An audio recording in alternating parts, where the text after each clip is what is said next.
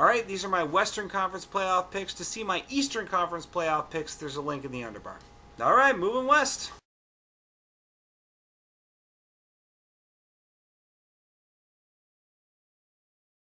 The Chicago Blackhawks versus the Minnesota Wild.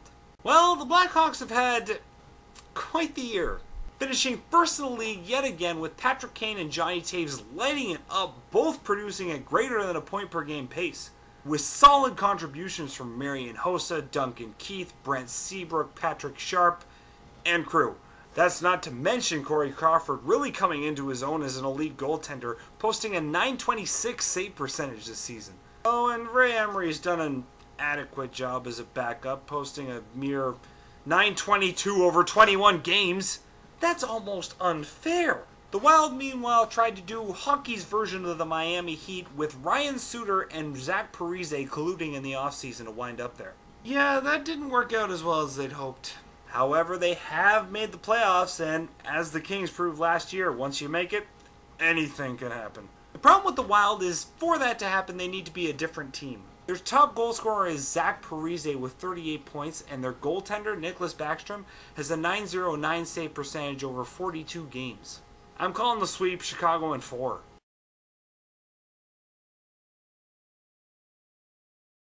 The Anaheim Ducks versus the Detroit Red Wings. How did the Wings end up in 7th this year? Pavel Datsyuk and Henrik Zetterberg are both producing a point per game. Jimmy Howard is up to his usual tricks, posting a .923 save percentage.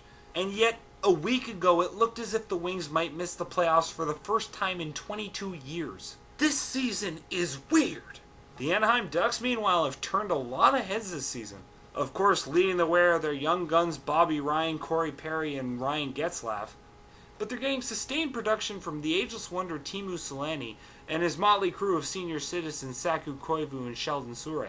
Yes, 3 makes a crew, look it up. But the real revelation on this team has been Victor Fast, who started off the season as a backup to Jonas Hiller. Yet in 25 games this season, he's outperformed Hiller, posting a .921 save percentage compared to Hiller's .916.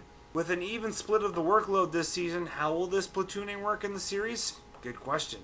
Of course, the most burning question concerning this team going into the postseason is, how did Francois Beauchemin rack up 24 points this season? The Red Wings and the Ducks have faced each other a lot in the playoffs, as this marks their 6th meeting. The Wings are winning the history battle, having taken 3 of the series.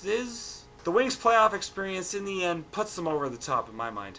It will be close, going the distance, 7 games, but the Wings will just eke out the upset.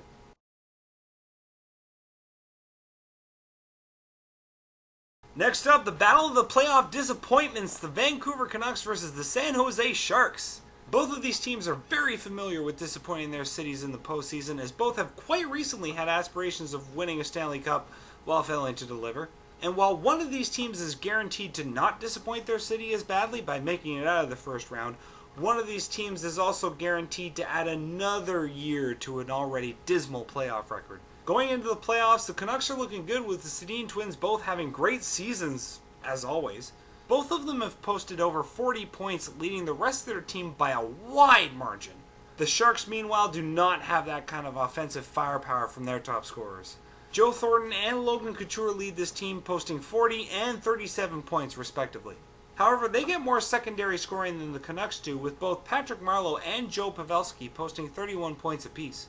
The real question mark, as it always is in Vancouver, starts in net. Corey Schneider has emerged as the Canucks starter, posting an amazing .927 save percentage. Oh, did I mention that he's hurt? So good news, Vancouver! You're reunited with your buddy Roberto! We all know how much you love hanging out with him and his .907 save percentage in May.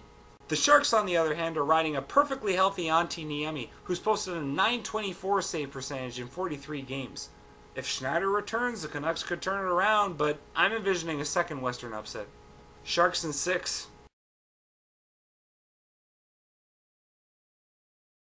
The battle of the 1967 expansion teams, the St. Louis Blues taking on the Stanley Cup champion Los Angeles Kings. This is a repeat of the matchup that saw the Blues get steamrolled in the second round by the Kings en route to a Stanley Cup victory. But the Kings this year went through a hangover of sorts, finishing 5th in the West. Although technically that is an improvement of where they ended up last season, so there's that. The Kings have not changed their lineup one iota heading into this offseason, which could work in their favor or could help the Blues know exactly what to expect. The Blues are also very similar to last year's team in that they have no offense. Their top point getter is Chris Stewart with 36 points on the season. Their next highest scorer is David Backes with 28. But where they're really different from last year's team is their goaltending.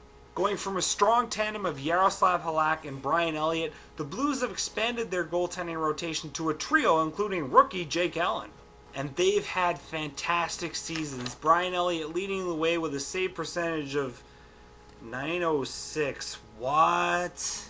Allen has .905 and Halak has .899. I don't get it. Yet there they are, finishing 1 point ahead of the Kings to secure home ice advantage. I declare witchcraft! Meanwhile, the Kings' numbers suggest they should have had a better season than they did, with Anze Kopitar scoring 42 points and Jeff Carter, Justin Williams, and Mike Richards all putting up more than 30-point seasons. The goaltending hasn't been great, with Jonathan Quick posting a .902 save percentage. There's your hangover, boys. But should they turn to Bernier, look out, he's posted a .922 save percentage in 14 games. In an odd series, it could be a case of first save wins. I can't believe that Chris Stewart and a team of no-names backstopped by a trio barely cresting 900 will beat the Stanley Cup champs. But that .902 from Quick isn't giving me much confidence either. In a quirky matchup, I'm sticking with the Kings in 7. And now for my Stanley Cup picks. No! I've agonized over this, and I will not pick a Stanley Cup finalist while my team is still in it. Because I just can't pick against my team. And you don't want to jinx them either by picking them to win the conference. Besides, the East's wide open this year, and the West is interesting, I guess? Fine, the Chicago Blackhawks are the Stanley Cup finalists from the West. Are you happy? Anyway, that does it for me for this round. Sit back, folks, and enjoy the ride, because hockey don't get any better than this. Go Leafs go, and I'll see you in the second round.